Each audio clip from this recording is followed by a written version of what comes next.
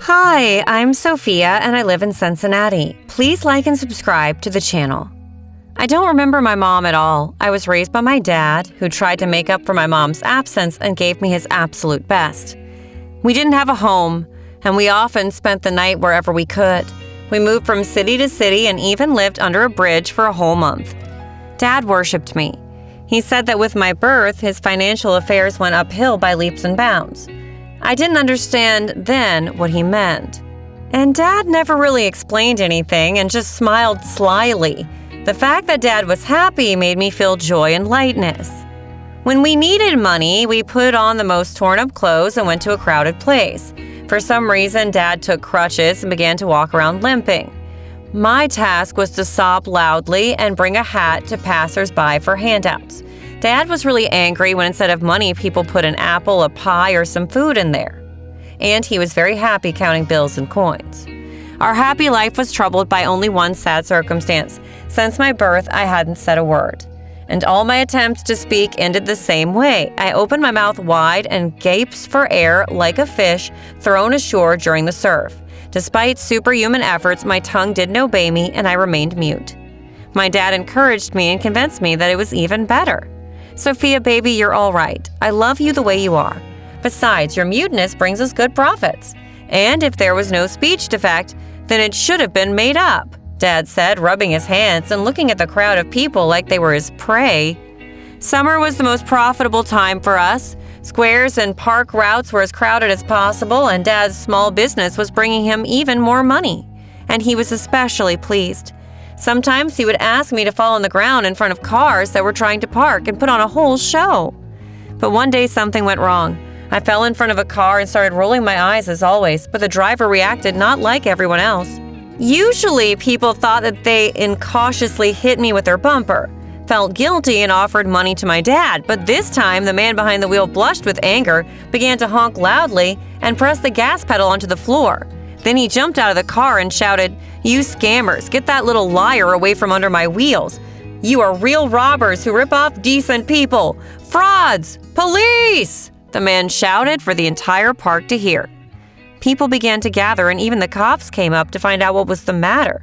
Dad wasn't taken back, began to lament loudly and even shed a manly tear. "My only child, my baby, the light of my life, he's crippled her. She's already mute and now she can't even walk. So cruel." Yeah, Dad could have acted in the movies with his acting talent. And for this role, he would definitely get an Oscar.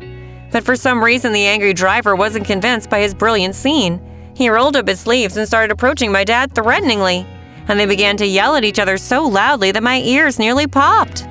At some point, I couldn't stand it anymore. I jumped up from the ground and shouted loudly, "Shut up!" And it was the first words of my life. The man fell silent, and everyone looked at me dumbfounded. The crowd began to whisper that I wasn't mute, and that my dad and I really were frauds. When the cops asked my dad for his ID, he didn't answer, grabbed me, and took off. I don't think he's ever run so fast in his life. At least I've never seen it. The situation was a turning point. First, I started speaking. We even went to a doctor and found out I was fine. These are developmental delays by Sophia's brain and vocal apparatus. Most likely, she was affected by birth trauma. But now everything is getting better and will get perfectly fine with time. A smart man in glasses and a white coat authoritatively told us. Later, Dad was grumbling at him for charging too much for the visit and not even allowing a discount for a single father. The second important point that the situation in the park revealed to me was not so joyful. Turns out my dad is a fraud. Irrefutable evidence of this fact was everywhere. Of course, I suspected it before. But for the first time in my life, I deliberately looked at how my dad was making money. I knew for sure that he was deceiving people, and I was his accomplice. The next time my dad suggested going to the park and making some money the old way, I flatly refused. At that time, I was still speaking slowly and unsurely, so I stammered, "Dad, I know that you are a dishonest person and you make fools out of people, but I don't want to participate in this anymore." "Sophia, you're a complete fool yourself, even though you're my daughter. You probably inherited the stupidity of your mother, who left when you were little. If I didn't make money this way, you would starve to death in the nearest ditch a long time ago. Baby, I love you and take care of you the best I can," Dad answered. But despite his persuasive arguments, I was adamant. And I didn't doubt for a minute that my dad's craft was immoral. I wanted to be a normal kid, go to school, and stop tricking people for money. That day, Dad and I talked for a very long time, and my arguments had an effect on him. A week later, we moved to Cincinnati, and I went to a public school. And for the first time in my life, I stopped wearing torn clothes. Can you even imagine? It was a whole thing for me. Although my clothes were bought in a thrift shop, they were just like everyone else's. At school, I made a lot of friends, and I felt like a regular girl of my age who thinks about outfits and discusses boys with her girlfriends. But when I was in 8th grade, an event occurred that turned my familiar world upside down. One day, a man approached me near the school and introduced himself as Mr. Fletcher. His words plunged me into a huge shock. The man called himself my biological father. He said that my dad is actually not related to me at all. He's a bad man who once snatched a newborn girl, that is, me, from the hands of Mr. Fletcher's confused wife at a train station. Later, in order not to upset his wife, who wouldn't have survived the loss of her child, Mr. Fletcher took a girl from an orphanage instead of me, and he told his wife that he found her child. He spent many years looking for me, and he finally did. Mr. Fletcher had no evidence to resolve this issue with the help of the police. Moreover, he didn't want to hurt my feelings since I had become attached to the man who called himself my father. That's why he dared to speak to me directly. "Sophia, it's a miracle that I managed to find you, and I really want to get to know you better and make up for all those years we spent apart," Mr. Fletcher said very sincerely. But I still didn't believe him. To be honest, I didn't even want to listen to such nonsense. These new circumstances of my life were destroying the familiar picture of the world and knocking the ground out from under my feet. I decided to never return to the topic again, and I didn't tell anything to Dad. Well, the person I grew up with. I continued living as if nothing had happened. But life took its own course, and one morning in our cheap apartment, which we rented in the poorest area of the city, began with a loud knock on the door. Suspecting nothing, I opened it and shouting, "Nobody move! Hands up!" The cops broke in. They handcuffed my father and took him to prison. Turns out he didn't give up his dirty craft, and together with some scum, he committed armed robberies.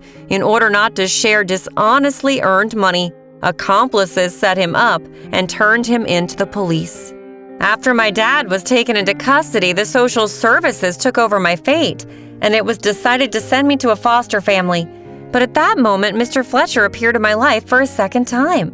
He conducted a DNA test, and its results confirmed that this man was my real father with a 99.9% probability. However, he adopted me and took me to his home only after my consent. God, what a home it was! A luxurious mansion, like from the fairy tale movies. It turned out that Mr. Fletcher was in charge of a very large company and was crazy rich. And now it was my home too. A new life. On the day of my move, Mr. Fletcher spoke frankly to me. "Sophia, your mother died many years ago, and it's a pity you didn't know this beautiful woman, whom you remind me a lot of. But you also have a sister, Isla, the girl I took from the orphanage instead of you. Isla doesn't know the truth about being adopted, so don't say anything to her just yet. She'll find out at a more appropriate time," he said. When we entered the house, I was almost knocked down by a little girl, literally the spitting image of me. Mr. Fletcher introduced her as Poppy. It turned out I had a little sister, and this was probably the most wonderful news. A little later, a girl of my age entered the living room. It was Isla. She looked at me frowningly and a little suspiciously. Mr. Fletcher introduced me as a distant relative who was going to live there. "Isla, Sophia will need your help to get used to school and make new friends. I hope you'll make sure your cousin feels at home in a new place," Mr. Fletcher asked his adopted daughter. She nodded, said nothing, and silently left the room. Isla made no attempt to make friends with me. She looked at me very intently and distrustfully and hardly spoke. But even without outside help, I quickly got used to my new place. I made a lot of friends and became the most popular girl in school. And together with Mr. Fletcher, we updated my wardrobe. And it was hard for me to believe what was happening. When in the mirror, I saw a luxuriously dressed young girl instead of a scarecrow I was in childhood. I liked myself so much. Poppy, unlike Isla, was very glad to have me in the house. She was constantly hugging me, never left my lap, and followed me like a shadow. I helped her do her homework, and I told her bedtime stories. When Poppy hugged me with her little warm arms, I really realized what a happiness it was to be someone's sister. One such evening when Poppy fell asleep and I was sitting by her bed, Mr. Fletcher came into the room. He gave me a fatherly smile and said, "Sweetheart, I'm so glad you and Poppy get along, and I'm happy that you're so kind and warm-hearted just like your mom." At that moment, something clicked in me, and crying, "Daddy!" I threw my arms around his neck. "Baby, be careful not to wake Poppy," my father said warmly, hugging me tightly. "Very soon we're going to tell Isla that you are my daughter and that she's adopted, and we won't have to hide it from others." In the meantime, the time came to celebrate Isla and Mai's birthday, and as you understand, we had it on the same day. To improve our relationship, I got a gift for her. I found luxurious earrings to match her eye color. She didn't even open my gift and said she had something for me too. Isla got everyone's attention and turned on a video presentation on a big screen.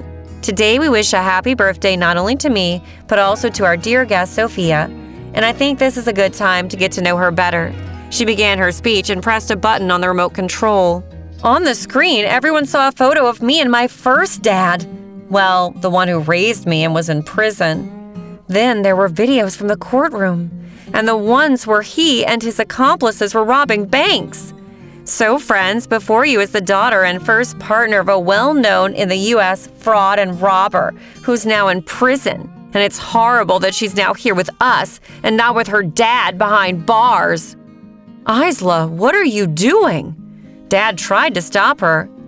But then Poppy shouted loudly in her silver, childish voice, "Isla's not my sister. You're not my blood sister. You're not. Don't you dare offend my sister Sophia." And with these words, Poppy hugged me tightly and cried loudly. Turns out that the night Dad and I talked, Poppy was awake and heard everything. Isla turned pale. She felt sick and fainted, and later in the hospital we had a conversation. And I told her everything about myself from the very beginning, and even the facts from my biography, which I learned recently, after being kidnapped as a child and separated from my real family. "I hate you. You want to steal my loved ones and my whole life." Isla sobbed in the hospital and didn't want to accept the fact that she was adopted. "Isla, you're wrong. Dad loves you and treats you like his own child. You're very dear to him. He told me about it himself. With me appearing in your life, his attitude towards you hasn't changed at all. And I would really like us to become sisters," I said. And judging by the reaction and strong hugs, my new sister understood everything. At that moment, Dad entered the room and hugged us both. And we became certain that he had enough fatherly love for everyone.